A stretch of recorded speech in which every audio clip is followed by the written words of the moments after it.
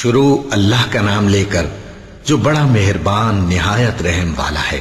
اور پیغمبر نے ان سے کہا کہ ان کی یعنی طالوت کی بادشاہی کی نشانی یہ ہے کہ تمہارے پاس وہ صندوق آئے گا جس کو فرشتے اٹھائے ہوئے ہوں گے، اس میں تمہارے پروردگار کی طرف سے تسلی بخشنے والی چیز ہوگی اور کچھ اور چیزیں بھی ہوں گی جو موسیٰ اور ہارون چھوڑ گئے تھے۔ اگر تم ایمان رکھتے ہو تو یہ تمہارے لیے ایک بڑی نشانی ہے۔ غرض جب طالوت فوجیں لے کر روانہ ہوا تو اس نے ان سے کہا کہ اللہ ایک نہر سے تمہاری آزمائش کرنے والا ہے، جو شخص اس میں سے پانی پی لے گا اس کی نسبت تصور کیا جائے گا کہ وہ میرا نہیں، اور جو نہ پیے گا وہ سمجھا جائے گا کہ میرا ہے۔ ہاں اگر کوئی ہاتھ سے چلو بھر پانی لے لے تو خیر۔ جب وہ لوگ نہر پر پہنچے تو چند آدمیوں کے سوا سب نے پانی پی لیا۔ پھر جب طالوت اور مومن لوگ جو اس کے ساتھ تھے نہر کے پار ہو گئے تو کہنے لگے کہ آج ہم میں جالوت اور اس کے لشکر سے مقابلہ کرنے کی طاقت نہیں۔ جو لوگ یقین رکھتے تھے کہ ان کو اللہ کے روبرو حاضر ہونا ہے وہ کہنے لگے کہ بسا اوقات تھوڑی سی جماعت نے اللہ کے حکم سے بڑی جماعت پر فتح حاصل کی ہے، اور اللہ ثابت قدم رہنے والوں کے ساتھ ہے۔ اور جب وہ لوگ جالوت اور اس کے لشکر کے مقابل میں آئے تو اللہ سے دعا کی کہ اے پروردگار ہم پر صبر کے دہانے کھول دے اور ہمیں لڑائی میں ثابت قدم رکھ اور لشکر کفار پر فتح یاب کر۔ تو طالوت کی فوج نے اللہ کے حکم سے ان کو شکست دے دی، اور داؤد نے جالوت کو قتل کر ڈالا، اور اللہ نے ان کو بادشاہی اور دانائی بخشی اور جو کچھ چاہا سکھایا۔ اور اگر اللہ لوگوں کو ایک دوسرے پر چڑھائی اور حملہ کرنے سے نہ ہٹاتا رہتا تو کرۂ ارض تباہ ہو جاتا، لیکن اللہ اہل عالم پر بڑا مہربان ہے۔ یہ اللہ کی آیتیں ہیں جو ہم تم کو سچائی کے ساتھ پڑھ کر سناتے ہیں، اور اے محمد صلی اللہ علیہ وآلہ وسلم تم بلا شبہ پیغمبروں میں سے ہو۔ یہ پیغمبر جو ہم وقتاً فوقتاً بھیجتے رہے ہیں ان میں سے ہم نے بعض کو بعض پر فضیلت دی ہے، بعض ایسے ہیں جن سے اللہ نے گفتگو کی اور بعض کے دوسرے امور میں مرتبے بلند کیے، اور عیسیٰ ابن مریم کو ہم نے کھلی ہوئی نشانیاں عطا کی اور روح القدس سے ان کو مدد دی، اور اگر اللہ چاہتا تو ان سے پچھلے لوگ اپنے پاس کھلی نشانیاں آنے کے بعد آپس میں نہ لڑتے، لیکن انہوں نے اختلاف کیا تو ان میں سے بعض تو ایمان لے آئے اور بعض کافر ہی رہے۔ اور اگر اللہ چاہتا تو یہ لوگ باہم جنگ و قتال نہ کرتے، لیکن اللہ جو چاہتا ہے کرتا ہے۔ اے ایمان والو، جو مال ہم نے تم کو دیا ہے اس میں سے اس دن کے آنے سے پہلے پہلے خرچ کر لو جس میں نہ اعمال کا سودا ہو اور نہ دوستی اور سفارش ہو سکے، اور کفر کرنے والے لوگ ظالم ہیں۔ اللہ وہ معبود برحق ہے کہ اس کے سوا کوئی عبادت کے لائق نہیں، زندہ ہے، سب کو تھامنے والا، اسے نہ اونگ آتی ہے نہ نیند۔ جو کچھ آسمانوں میں اور جو کچھ زمین میں ہے سب اسی کا ہے۔ کون ہے کہ اس کی اجازت کے بغیر اس سے کسی کی سفارش کر سکے؟ جو کچھ لوگوں کے روبرو ہو رہا ہے اور جو کچھ ان کے پیچھے ہو چکا ہے اسے سب معلوم ہے، اور لوگ اس کی معلومات میں سے کسی چیز پر دسترس حاصل نہیں کر سکتے۔ ہاں جس قدر وہ چاہتا ہے اسی قدر معلوم کرا دیتا ہے۔ اس کی بادشاہی اور علم آسمان اور زمین سب پر حاوی ہے، اور اسے ان کی حفاظت کچھ بھی دشوار نہیں۔ وہ بڑا عالی رتبہ ہے، جلیل القدر ہے۔ دین اسلام میں کوئی زبردستی نہیں ہے، ہدایت صاف طور پر ظاہر اور گمراہی سے الگ ہو چکی ہے۔ تو جو شخص بتوں سے اعتقاد نہ رکھے اور اللہ پر ایمان لائے اس نے ایسی مضبوط رسی ہاتھ میں پکڑ لی ہے جو کبھی ٹوٹنے والی نہیں، اور اللہ سب کچھ سنتا ہے، سب کچھ جانتا ہے۔ جو لوگ ایمان لائے ہیں ان کا دوست اللہ ہے کہ اندھیرے سے نکال کر روشنی میں لے جاتا ہے، اور جو کافر ہیں ان کے دوست شیطان ہیں کہ ان کو روشنی سے نکال کر اندھیرے میں لے جاتے ہیں۔ یہی لوگ اہل دوزخ ہیں کہ اس میں ہمیشہ رہیں گے۔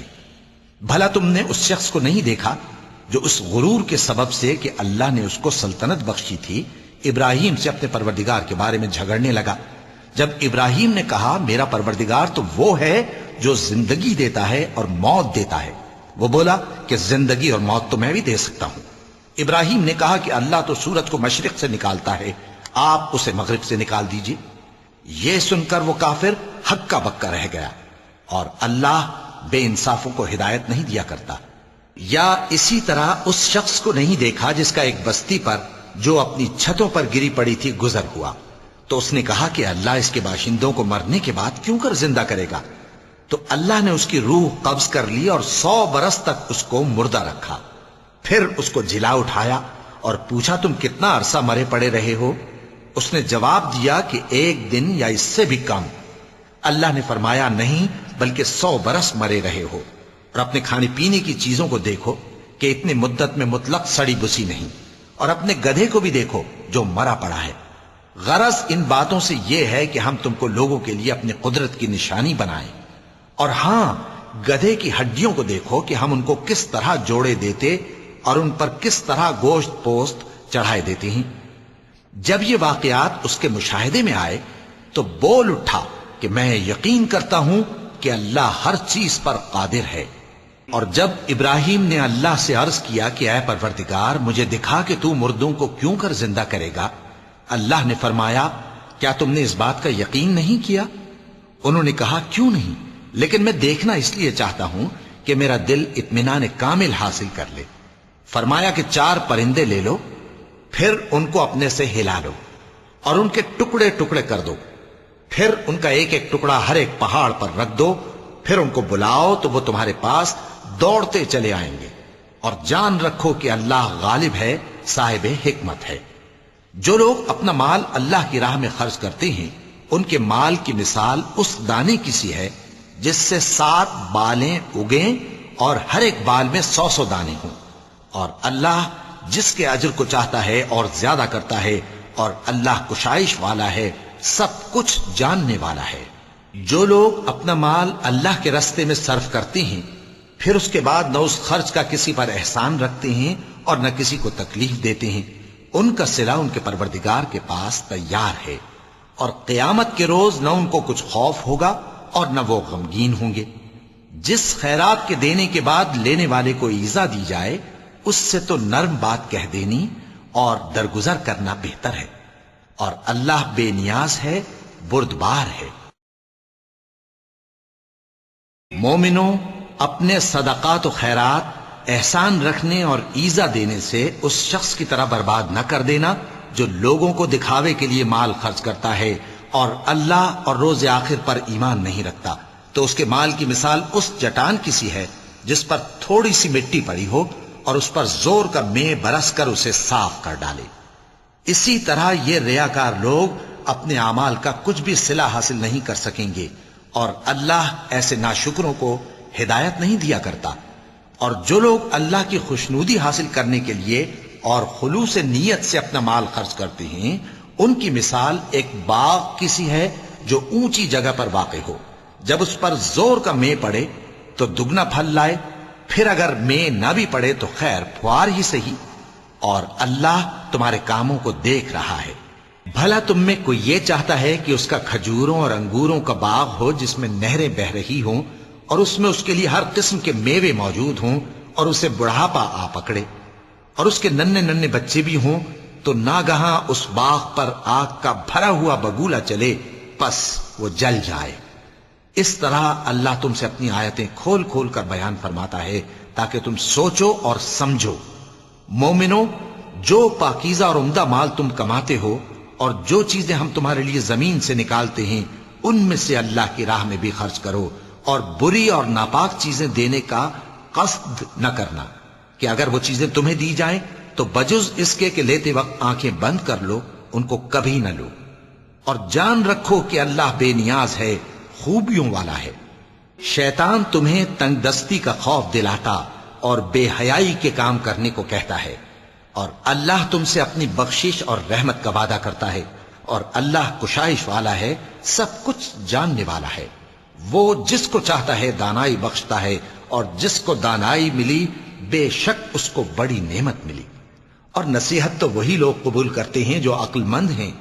اور تم اللہ کی راہ میں جس طرح کا خرچ کرو یا کوئی نذر مانو اللہ اس کو جانتا ہے، اور ظالموں کا کوئی مددگار نہ ہوگا۔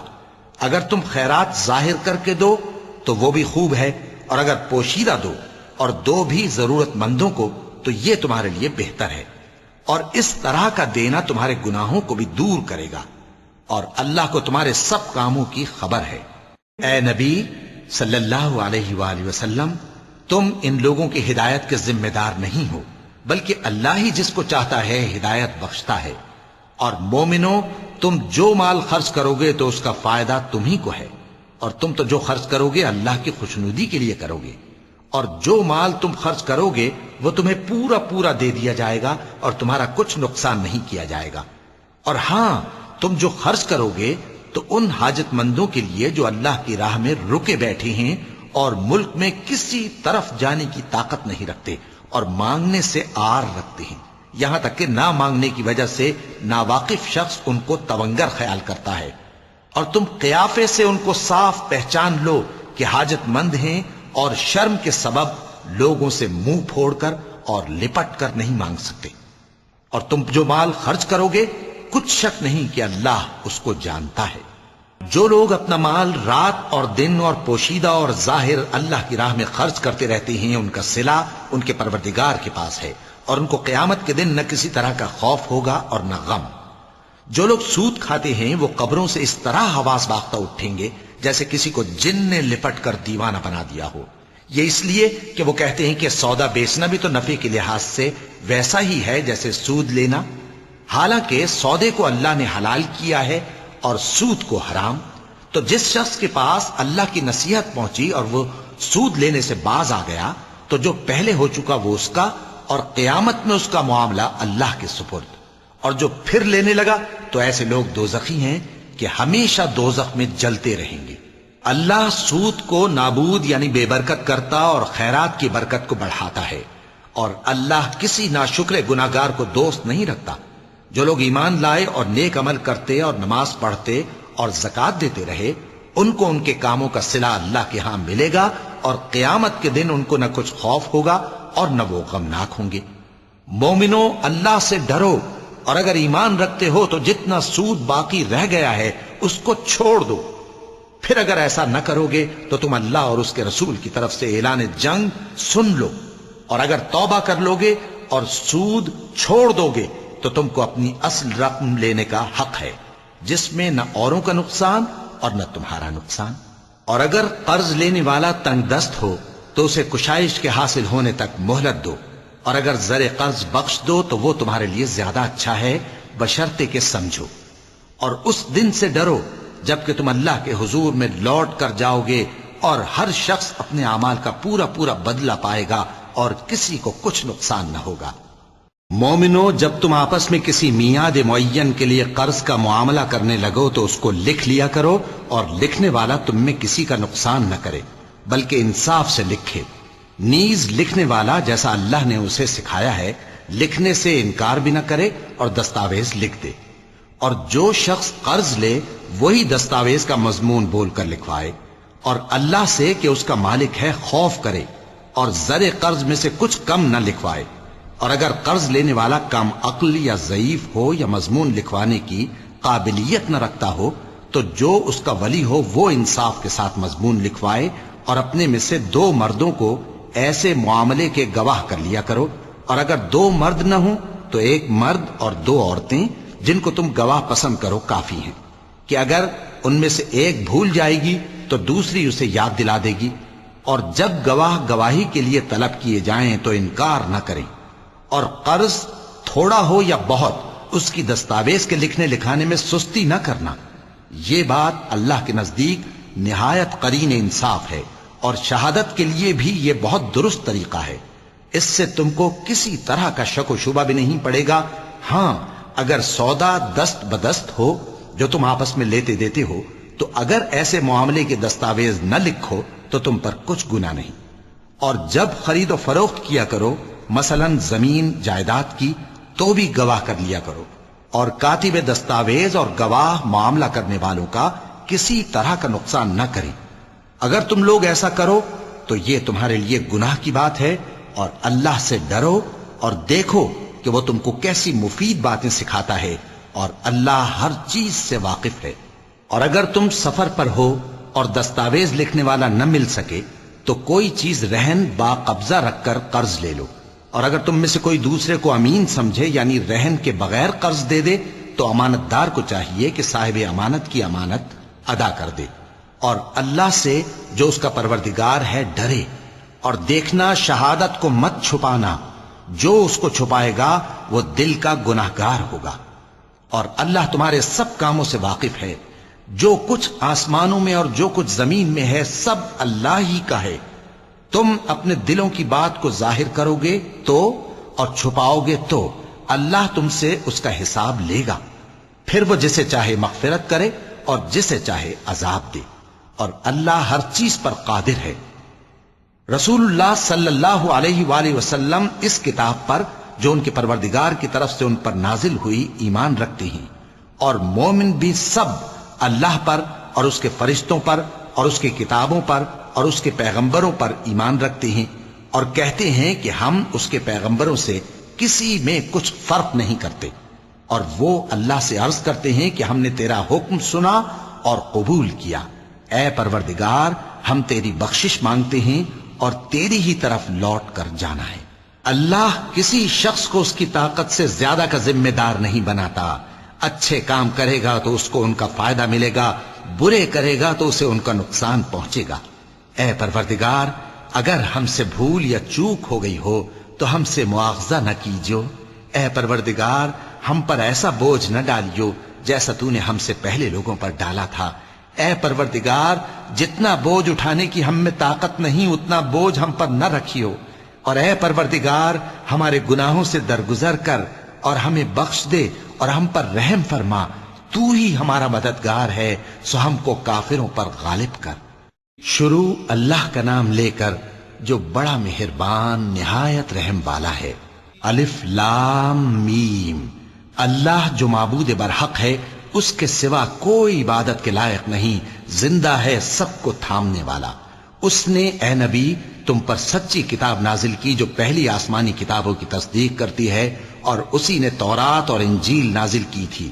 یہ دو کتابیں اس نے پہلے نازل کی تھیں لوگوں کی ہدایت کے لیے، اور پھر قرآن جو حق اور باطل کو الگ الگ کر دینے والا ہے نازل کیا۔ جو لوگ اللہ کی آیتوں کا انکار کرتے ہیں ان کو سخت عذاب ہوگا، اور اللہ زبردست ہے، بدلہ لینے والا ہے۔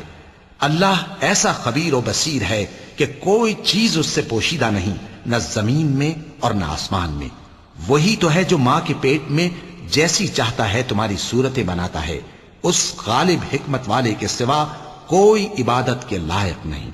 اے پیغمبر، وہی تو ہے جس نے تم پر یہ کتاب نازل کی جس کی بعض آیتیں محکم ہیں اور وہی اصل کتاب ہیں، اور بعض دوسری متشابہ ہیں، تو جن لوگوں کے دلوں میں کجی ہے وہ متشابہات کا اتباع کرتے ہیں تاکہ فتنہ برپا کریں اور مراد اصلی کا پتہ لگائیں، حالانکہ مراد اصلی اللہ کے سوا کوئی نہیں جانتا۔ اور جو لوگ علم میں گہری نظر رکھتے ہیں وہ یہ کہتے ہیں کہ ہم ان پر ایمان لائے، یہ سب آیات ہمارے پروردگار کی طرف سے ہیں، اور نصیحت تو عقل مند ہی قبول کرتے ہیں۔ اے پروردگار، جب تو نے ہمیں ہدایت بخشی ہے تو اس کے بعد ہمارے دلوں میں کجی نہ پیدا کر دیجو، اور ہمیں اپنے ہاتھ سے رحمت عطا فرما، تو بڑا عطا فرمانے والا ہے۔ اے پروردگار، تو اس روز جس کے آنے میں کچھ بھی شک نہیں سب لوگوں کو اپنے حضور میں جمع کر لے گا، بے شک اللہ خلاف وعدہ نہیں کرتا۔ جو لوگ کافر ہوئے اس دن نہ تو ان کا مال ہی اللہ کے عذاب سے ان کو بچا سکے گا اور نہ ان کی اولاد ہی کچھ کام آئے گی، اور یہ لوگ آتش جہنم کا ایندھن ہوں گے۔ ان کا حال بھی فرعونیوں اور ان سے پہلے لوگوں کا سا ہوگا جنہوں نے ہماری آیتوں کی تکذیب کی تھی، تو اللہ نے ان کو ان کے گناہوں کے سبب عذاب میں پکڑ لیا تھا، اور اللہ سخت عذاب کرنے والا ہے۔ اے پیغمبر، کافروں سے کہہ دو کہ تم دنیا میں بھی عنقریب مغلوب ہو جاؤ گے اور آخرت میں جہنم کی طرف اکٹھا کیے جاؤ گے، اور وہ بری جگہ ہے۔ تمہارے لیے دو گروہوں میں جو جنگ بدر کے دن آپس میں بھڑ گئے قدرت الہی کی عظیم الشان نشانی تھی۔ ایک گروہ مسلمانوں کا تھا، وہ اللہ کی راہ میں لڑ رہا تھا، اور دوسرا گروہ کافروں کا تھا، وہ ان کو اپنی آنکھوں سے اپنے سے دگنا مشاہدہ کر رہا تھا۔ اور اللہ اپنی نصرت سے جس کو چاہتا ہے مدد دیتا ہے۔ جو اہل بصارت ہیں ان کے لیے اس واقعے میں بڑی عبرت ہے۔ لوگوں کو ان کی خواہشوں کی چیزیں یعنی عورتیں اور بیٹے اور سونے اور چاندی کے بڑے بڑے ڈھیر اور نشان لگے ہوئے گھوڑے اور مویشی اور کھیتی بڑی زینت دار معلوم ہوتی ہیں، مگر یہ سب دنیا ہی کی زندگی کے سامان ہیں اور اللہ کے پاس بہت اچھا ٹھکانہ ہے۔ اے پیغمبر ان سے کہو کہ بھلا میں تم کو ایسی چیز بتاؤں جو ان چیزوں سے کہیں اچھی ہو؟ سنو، جو لوگ پرہیزگار ہیں ان کے لیے اللہ کے ہاں باغات بہشت ہیں جن کے نیچے نہریں بہ رہی ہیں، ان میں وہ ہمیشہ رہیں گے، اور پاکیزہ بیویاں ہیں، اور سب سے بڑھ کر اللہ کی خوشنودی۔ اور اللہ اپنے سب بندوں کو دیکھ رہا ہے جو اللہ سے التجا کرتے ہیں کہ اے پروردگار، ہم ایمان لے آئے سو ہم کو ہمارے گناہ معاف فرما اور ہم کو دوزخ کے عذاب سے محفوظ رکھ۔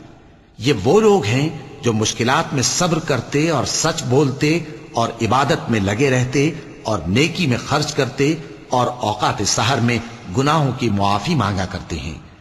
اللہ تو اس بات کی گواہی دیتا ہے کہ اس کے سوا کوئی معبود نہیں، اس حال میں کہ وہ انصاف کا حاکم ہے، اور فرشتے اور علم والے بھی گواہی دیتے ہیں کہ اس غالب حکمت والے کے سوا کوئی لائق عبادت نہیں۔ دین تو اللہ کے نزدیک اسلام ہی ہے، اور اہل کتاب نے جو اس دین سے اختلاف کیا تو علم حاصل ہونے کے بعد آپس کی ضد سے کیا، اور جو شخص اللہ کی آیتوں کو نہ مانے تو اللہ جلد حساب لینے والا ہے۔ اے پیغمبر، پس اگر یہ لوگ تم سے جھگڑنے لگیں تو کہنا کہ میں اور میرے پیرو تو اللہ کے فرمانبردار ہو چکے، اور اہل کتاب اور ان پڑھ لوگوں سے کہو کہ کیا تم بھی اللہ کے فرمانبردار بنتے اور اسلام لاتے ہو؟ پس اگر یہ لوگ اسلام لے آئیں تو بے شک ہدایت پالیں، اور اگر تمہارا کہا نہ مانے تو تمہارا کام صرف اللہ کا پیغام پہنچا دینا ہے، اور اللہ اپنے بندوں کو دیکھ رہا ہے۔ جو لوگ اللہ کی آیتوں کو نہیں مانتے اور انبیاء کو ناحق قتل کرتے رہے ہیں، اور جو انصاف کرنے کا حکم دیتے ہیں انہیں بھی مار ڈالتے ہیں، ان کو دکھ دینے والے عذاب کی خوشخبری سنا دو۔ یہ ایسے لوگ ہیں جن کے اعمال دنیا اور آخرت دونوں میں برباد ہیں، اور ان کا کوئی مددگار نہیں ہوگا۔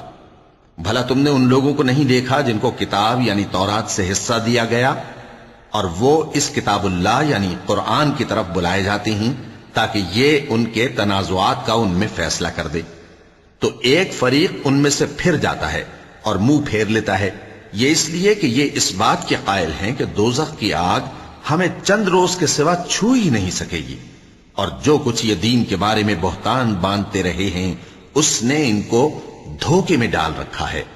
تو اس وقت کیا حال ہوگا جب ہم ان کو جمع کریں گے، یعنی اس روز جس کے آنے میں کچھ بھی شک نہیں، اور ہر نفس اپنے اعمال کا پورا پورا بدلہ پائے گا اور ان پر ظلم نہیں کیا جائے گا۔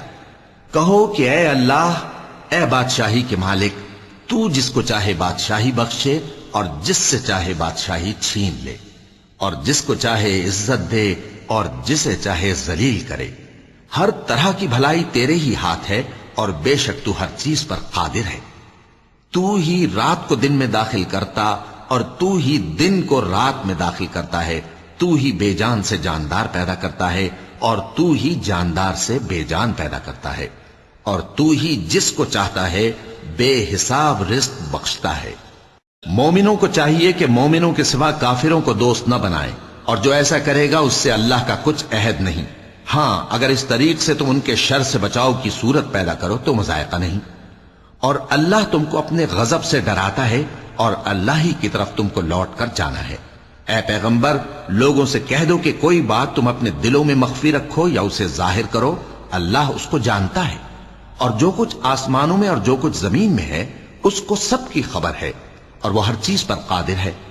جس دن ہر شخص اپنی کی ہوئی نیکی کو موجود پا لے گا اور اپنی برائی کو بھی دیکھ لے گا تو آرزو کرے گا کہ اے کاش اس میں اور اس برائی میں دور کی مسافت ہو جاتی، اور اللہ تم کو اپنے غضب سے ڈراتا ہے، اور اللہ اپنے بندوں پر نہایت مہربان ہے۔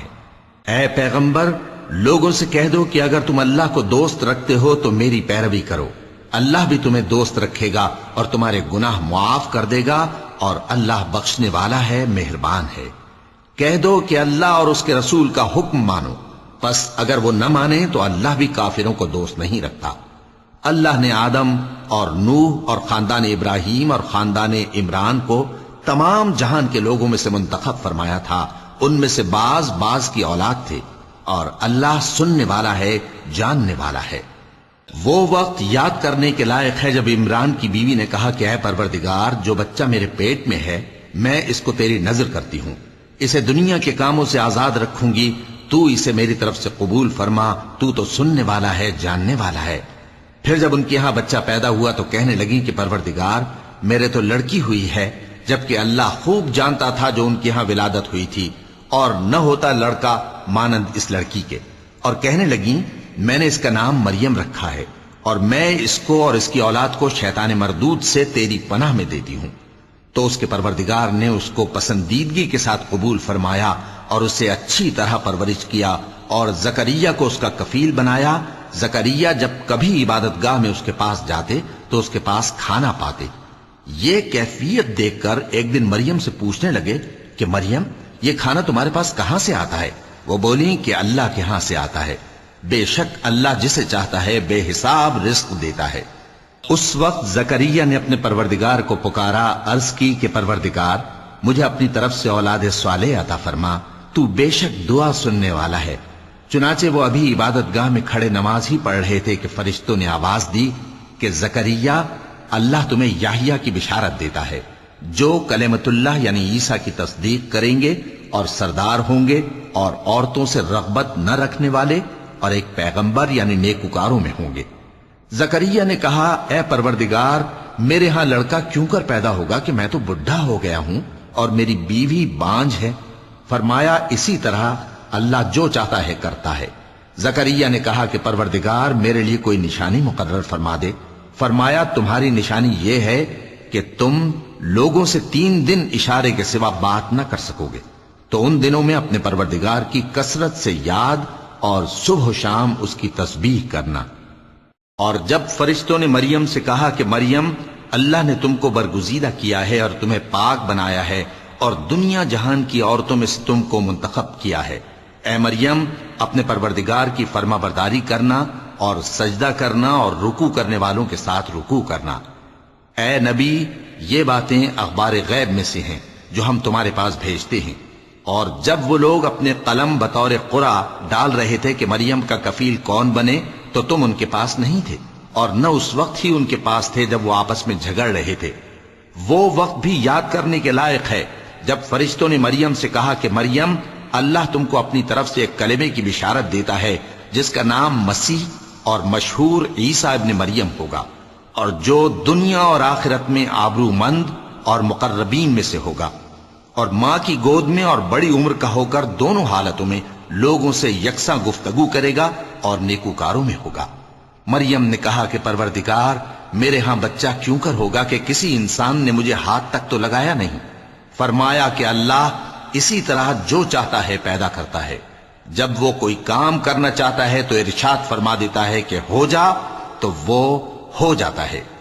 اور وہ اسے کتاب و حکمت اور تورات اور انجیل کا علم عطا کرے گا، اور عیسیٰ بنی اسرائیل کی طرف پیغمبر ہو کر جائیں گے اور کہیں گے کہ میں تمہارے پاس تمہارے پروردگار کی طرف سے نشانی لے کر آیا ہوں. وہ یہ کہ تمہارے سامنے مٹی سے پرندے کی صورت بناتا ہوں، پھر اس میں پھونک مارتا ہوں تو وہ اللہ کے حکم سے سچ مچ پرندہ ہو جاتا ہے، اور پیدائشی اندھے اور ابرص کو تندرست کر دیتا ہوں، اور اللہ کے حکم سے مردوں کو زندہ کر دیتا ہوں، اور جو کچھ تم کھا کر آتے ہو اور جو اپنے گھروں میں جمع کر رکھتے ہو سب تم کو بتا دیتا ہوں. اگر تم صاحب ایمان ہو تو ان باتوں میں تمہارے لیے نشانی ہے.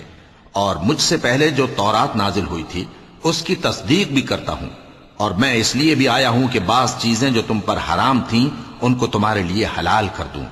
اور میں تو تمہارے پروردگار کی طرف سے نشانی لے کر آیا ہوں.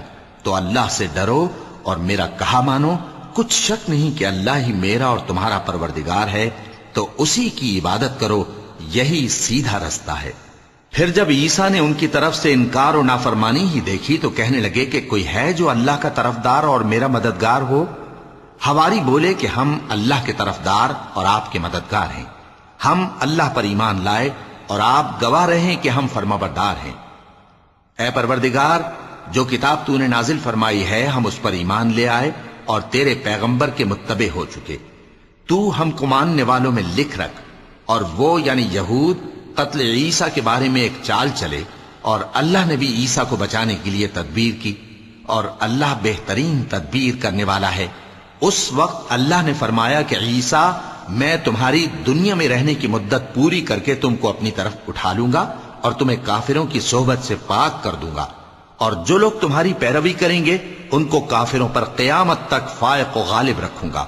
پھر تم سب میرے پاس لوٹ کر آؤ گے تو جن باتوں میں تم اختلاف کرتے رہے اس دن تم میں ان کا فیصلہ کر دوں گا۔ اب جو کافر ہوئے ان کو دنیا اور آخرت دونوں میں سخت عذاب دوں گا، اور ان کا کوئی مددگار نہ ہوگا۔ اور جو لوگ ایمان لائے اور عمل نیک کرتے رہے ان کو اللہ پورا پورا صلہ دے گا، اور اللہ ظالموں کو دوست نہیں رکھتا۔ اے نبی، یہ ہم تم کو اللہ کی آیتیں اور حکمت بھری نصیحتیں پڑھ پڑھ کر سناتے ہیں۔ عیسیٰ کا حال اللہ کے نزدیک آدم کا سا ہے کہ اس نے پہلے مٹی سے ان کو بنایا، پھر فرمایا کہ باشعور انسان ہو جا، تو وہ ویسے ہی ہو گئے۔ یہ بات تمہارے پروردگار کی طرف سے حق ہے، تو تم ہرگز شک کرنے والوں میں نہ ہونا۔ پھر اگر یہ لوگ عیسیٰ کے بارے میں تم سے جھگڑا کریں اس کے بعد کہ تم کو حقیقت معلوم ہو ہی چکی ہے، تو ان سے کہنا کہ آؤ ہم اپنے بیٹوں اور بیٹیوں کو بلائیں، تم اپنے بیٹوں اور بیٹیوں کو بلاؤ، اور ہم خود بھی آئیں اور تم خود بھی آؤ، پھر دونوں فریق اللہ سے دعا و التجا کریں، اس طرح جھوٹوں پر اللہ کی لعنت بھیجیں۔ یہ تمام بیانات صحیح ہیں، اور اللہ کے سوا کوئی معبود نہیں، اور بے شک اللہ غالب ہے، صاحب حکمت ہے۔ بس اگر یہ لوگ پھر جائیں تو اللہ مفسدوں کو خوب جانتا ہے۔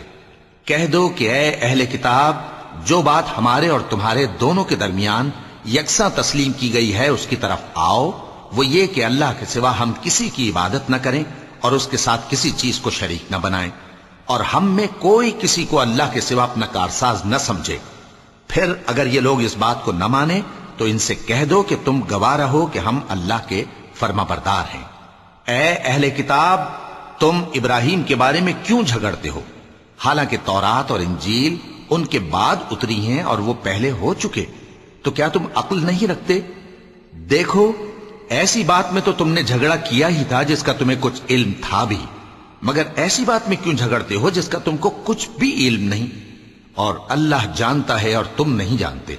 ابراہیم نہ تو یہودی تھے اور نہ عیسائی، بلکہ سب سے بے تعلق ہو کر ایک اللہ کے ہو رہے تھے، اور اسی کے فرما بردار تھے اور مشرکوں میں نہ تھے۔ ابراہیم سے زیادہ قرب رکھنے والے تو وہ لوگ ہیں جو ان کی پیروی کرتے رہے، اور یہ پیغمبر آخر الزماں صلی اللہ علیہ وآلہ وسلم اور وہ لوگ جو ایمان لائے ہیں، اور اللہ مومنوں کا کارساز ہے۔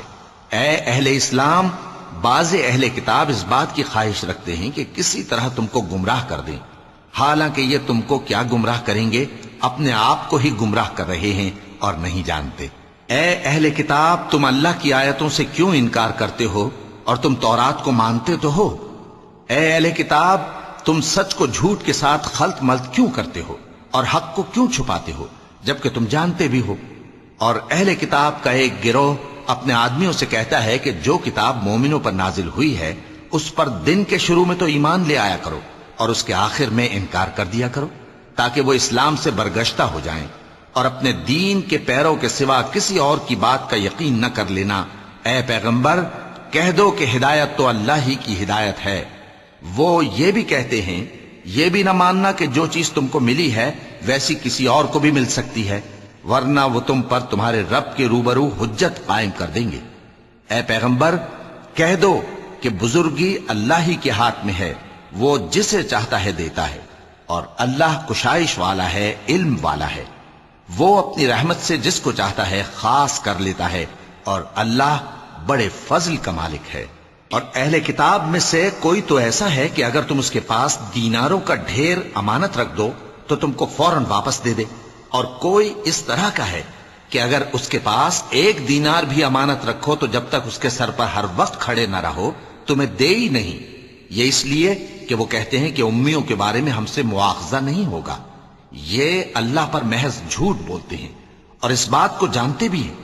ہاں، کیوں نہیں؟ جو شخص اپنے اقرار کو پورا کرے اور پرہیزگار بنا رہے تو اللہ بھی پرہیزگاروں کو دوست رکھتا ہے۔